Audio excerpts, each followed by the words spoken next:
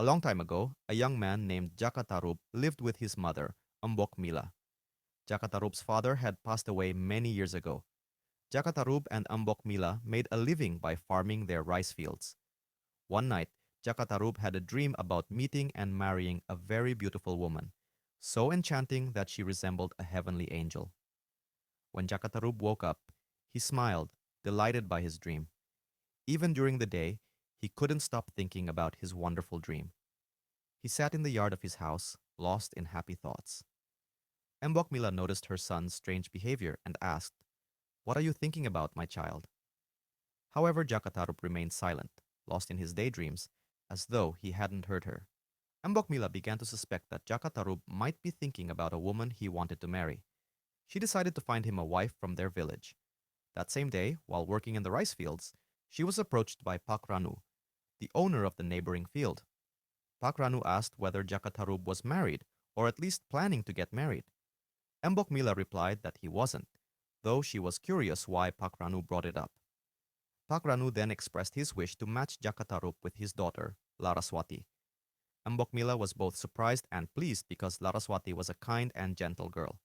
However, she decided to consult her son before accepting the proposal. Pak Ranu understood and agreed to wait for her decision. When Mbok Mila returned home, she wanted to discuss the matter with Jaka Tarub, but she hesitated, fearing her son might be offended or might already have someone in mind but hadn't shared it with her.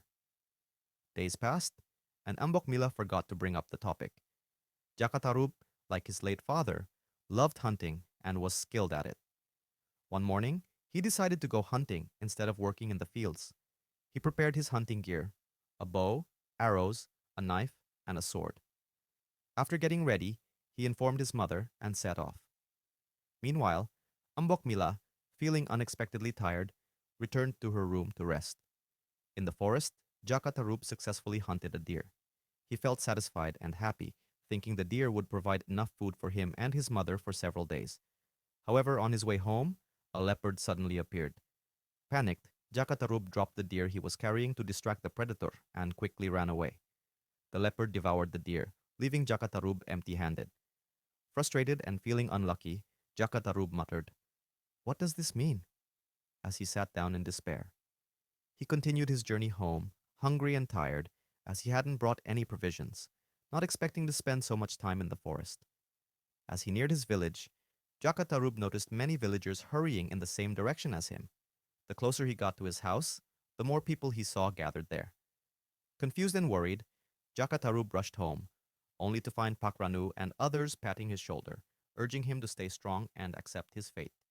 It turned out that Ambok Mila had passed away. She was found lifeless in the middle of their house. Overcome with grief, Jaka Tarub broke down in tears. Pakranu explained that it was his wife who had first discovered Ambok Mila, but Jaka Tarub was too distraught to listen. After his mother's burial, the house felt unbearably empty. Jaka Tarub was consumed by guilt for not fulfilling his mother's wish to see him married and holding a grandchild. In the days that followed, Jaka Tarub threw himself into hunting, distributing his catches to the villagers. Hunting became his way of momentarily escaping his sadness. One morning, while hunting in Wanawasa forest, Jaka Tarub grew bored as he hadn't found any prey. Feeling tired and thirsty, he decided to head to Toyawening Lake. As he approached the lake, he heard the sound of women chatting and laughing. At first, he thought it was his imagination. After all, who would wander in the forest? But the sounds grew clearer as he neared the lake. To his astonishment, he saw 7 beautiful women bathing in the lake. His heart raced as he observed them, each one stunningly beautiful. From their conversation, Jaka Tarub realized they were celestial maidens, apsaras, who had descended from heaven. Jaka Tarub noticed a pile of garments on a large rock nearby. Each piece of clothing was a different color. Thinking quickly, he decided to steal one, knowing that without it, the maiden wouldn't be able to return to heaven. He chose a red garment and quietly took it. As the sun began to set, the maidens prepared to return to heaven. However, one of them, Nawangwulan, couldn't find her garment. The others helped her search, but to no avail. Tearfully, Nawangwulan explained that without her clothes and scarf, she couldn't return to heaven. The other maidens reluctantly had to leave her behind as darkness approached. Nawangwulan was devastated. Suddenly, in desperation, she said, "Whoever gives me clothes, I will consider my brother if it's a woman or my husband if it's a man." Jaka Tarub quickly ran home, hid the red garment, and brought his late mother's clothes for Nawangwulan. When he returned to the lake, he offered the clothes to Nawangwulan. After dressing, Nawangwulan kept her promise and agreed to marry Jaka Tarub. Their marriage lasted many years, and they had a daughter named Nawangsi. Jaka Tarub found happiness in his new life, though he remained puzzled by one thing.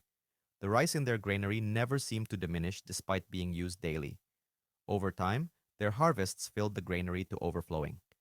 One morning, while Nawangwulan went to the river to wash clothes, she left Nawangsi in Jaka Tarub's care. She also instructed him not to open the lid of the rice steamer. Curious after some time, Jaka Tarub lifted the lid, forgetting her warning. To his surprise, he saw only a single stalk of rice inside. It dawned on him that Nawangwulan had been using her supernatural powers to turn a single stalk of rice into a full meal. When Nawangwulan returned, she was furious. "I've lost my power to transform a single stalk into a pot of rice," she exclaimed. From that day forward, she had to manually pound rice for cooking, and Jaka Tarub had to provide a mortar and pestle for her. As their rice supply dwindled, Nawangwulan went to the granary one morning and, while pulling the last few stalks, discovered her red garment. Her face turned pale with shock. Realizing she had been deceived, Nawangwulan confronted Jaka Tarub. She decided to return to heaven, leaving her husband and daughter behind. However, she promised not to abandon Nawangsi entirely. If Nawangsi ever wished to see her, Jaka Tarub would need to burn rice stalks near her. The only condition was that Jaka Tarub must not be present during their meeting.